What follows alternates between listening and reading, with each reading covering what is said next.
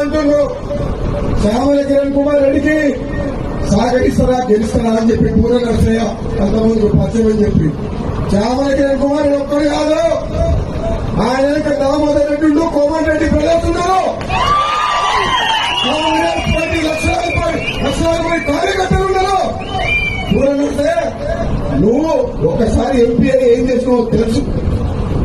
ఒక యువకుడు వచ్చిండు, దేశం కోసం మాట్లాడుతుడు, యువకుల కోసం మాట్లాడుతుడు, పేదల కోసం మాట్లాడుతుడు, ఈ ప్రాంతం కోసం కష్టపడతా పార్లమెంట్ లో గొంతు వినిపిస్తా అంటుడు.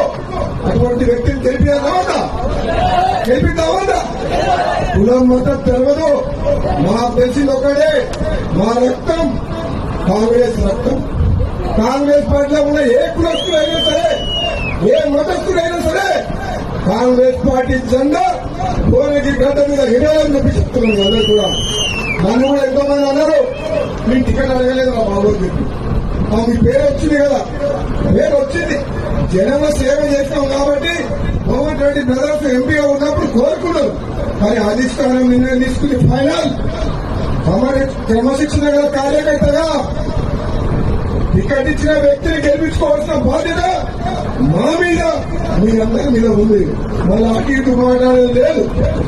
అవునా కదా?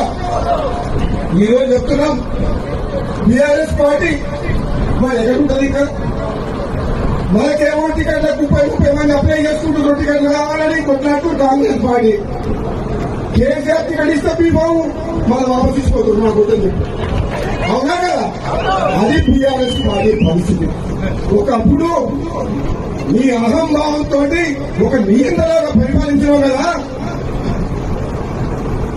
బండ్లు ఓడలైతాయి, ఓడలు బండ్లు అవుతాయి, ఒక సామెత ఉంది కదా, అదే